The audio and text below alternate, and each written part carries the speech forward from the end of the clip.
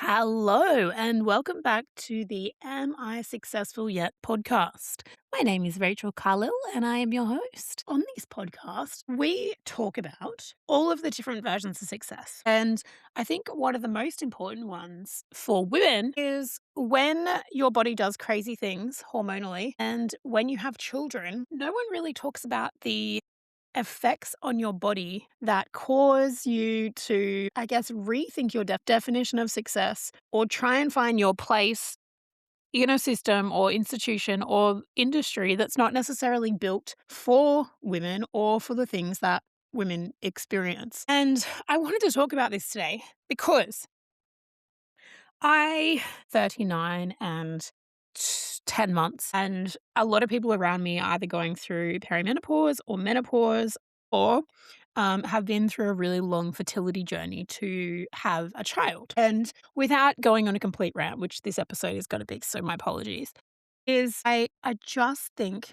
that the way in which we frame success has to be considered in a different manner when we're considering the way in which women work or don't work or can't work based on the experiences that we have hormonally. And I say this, bring this to the forefront today because today I'm feeling a bit flat. And I mean, you wouldn't know it because I'm getting a bit excited about this topic, but I'm just a bit flat because I believe that I suffer from a thing called PMDD, which is essentially postmenstrual dysphoria disorder or something along these lines. It's a self-diagnosis. There's no real research. And essentially what they say is the only way of kind of, I guess, treating this is to take an antidepressant medication, to go out, exercise, eat well, have caffeine, don't have alcohol. Fine.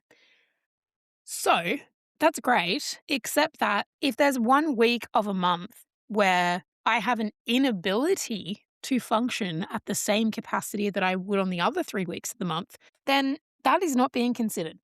I'm not saying that necessarily, this is an explanation for, say, bad performance in a role or anything like this, but it is an explanation for, I guess, the handling of things and the way in which we kind of develop in our roles. Now, and I think that this is just something we need to be aware of because we do not bring these conversations to the forefront enough. I have friends of mine in the legal industry, someone that was going through fertility treatment, for example, so the IVF process. And for anyone that's been through the IVF process, I salute you. It was something I made the decision not to do just because I just don't think I could have handled it. I salute the people that have done it. And this particular friend of mine has gone out and done this process and is still expected in court on the day of having a miscarriage. And that is just not something that men have to deal with. I appreciate that obviously in that situation, the man also goes through the trauma of losing a child. But the reality is, if you're standing and you are bleeding at the bar table or in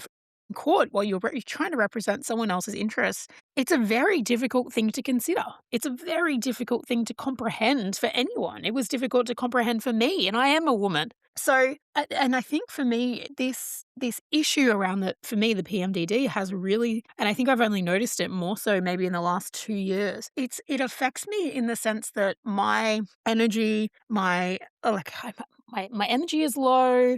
I'm very temperamental. I'm very sensitive, and it's just a really difficult kind of thing. And it's not a matter of just doing an exercise class, although I did go to the gym this morning and that actually felt really fucking good. So if you're feeling a bit shit, I strongly recommend, even though if you really don't want to go, and I really didn't want to go, I still recommend that you try and get out there and do it because no one ever goes to the gym at the end and then feels at the end, I wish I didn't do that. Exercise releases happy endorphins. We all know this. So I really didn't want to go this morning and I still went. And I think I've just lost my train of thought. But I think that we need to bring awareness to the fact of the ability to perform regular daily tasks while our hormones are going fucking haywire in our bodies is something that is not recognized. And I think that there's only research now being done around, I guess, the effect of female hormones on females.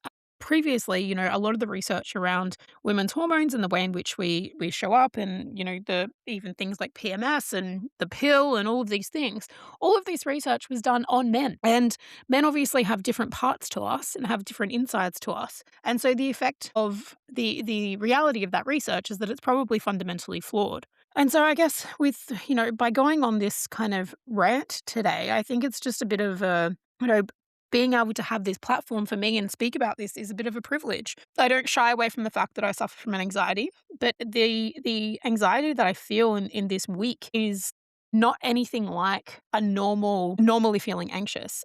I guess the reality is of it is that I feel like trapped in this weird feeling of my heart racing and the inability to kind of see positivity, which is insane for me. For the people that know me, it's a very, very difficult mindset to get out of. And it only happens to about 7 to 8% of people of the population. And I get that maybe, we people go through periods of depression and anxiety and all of these things, but I think that this for me, I'm noticing is a cycle and it feels like a fucking prison. It feels like waking up at 2:30 a.m. having a panic attack. Like what? And I know that next week, give me a week and I'm going to flip around and totally be normal or regular Rachel. And it's just doing my fucking head in that there's no research, there's no ability, there's no real exploration of this issue, nor is there exploration of an issue to support women, for example, that have gone through miscarriages and still have to show up to work, or are going through the IVF process and still have to show up to work. The system in which we are operating as women isn't built for us because it was built by by a different gender. And so I just want to reach out, I guess, using this podcast as a platform to say that the definition of success for females experiencing the human experience as a woman with female hormones doing female fucking crazy things is different to what it might be for the next person. So if you are trying to chase the definition of success that it appears that your male colleagues are pushing and succeeding in, is that the reality is they're not experiencing the things that you're experiencing. And look, I have never been the one to go on much of a feminist type rant, but I'm just noticing this more and more and more as things come up. Women are generally the people that go home and do the caregiving. Although I do know friends of mine that where my friend's husband, for example, stayed at home when the baby was quite young and essentially had the longer maternity leave. And that is coming up more and more. I'm noticing that more and more. I'm also noticing really coolly the women owning businesses and then men being there, their husbands being their like support person or main support person, the manager, the logistics, all of those things, which I love, which is so cool. So I think that if we consider, what the factors or what the elements are of success, we need to consider, I guess, gender and that gendered human experience as a factor in how we determine success. I saw another person's post earlier today about the corporate detox and all of the money spent, or a lot of the money spent to essentially go into this new business was spent de-escalating the trauma and the stress in her body in order to walk into that new business and do that and show up properly. So I think that we feel things, I guess, more deeply. We carry more responsibility from a caregiving perspective, whether or not you have children or not. And I guess naturally inside of us, things are happening. And so what I want I guess this is like a public service announcement for me, is that success has to have, it is not gender neutral. Success, or the definition of success and how we see that, is not something that we can say, the guy at work, we cannot have the same version because his experience and my experience are going to be significantly different. And similarly, from my experience to a different woman's perspective or experience is going to be significantly different as well. But I just wanted to raise this because this is something that I am struggling with. And I know that other women are struggling with this too. So if anyone has any fucking research on PMDD, anyone has any research on the effects of perimenopause, does anyone has any research on the effects of menopause? Just so, because I know that the age group of women that are listening are all around that. Anyone has any research on the effects of fertility treatments and even the failed fertility treatments and how that affects people mentally and how they show up and how their definition of success has to change and they have to pivot because they're being forced into it? If anyone has any research on that, please drop it below in the comments. If anyone has anything to say on this, I would love to open a conversation so that we can start to have this conversation with more self-awareness and more awareness of how success has to be gendered in my view. In that it's not what's normal for me is not normal for the other sex or for the other gender. And so success is not, I guess, this black and white thing. So that is a very ranty episode. And I appreciate you being here to the end because that was very ranty. Thank you for listening despite my massive rant this morning. And I really appreciate you being here.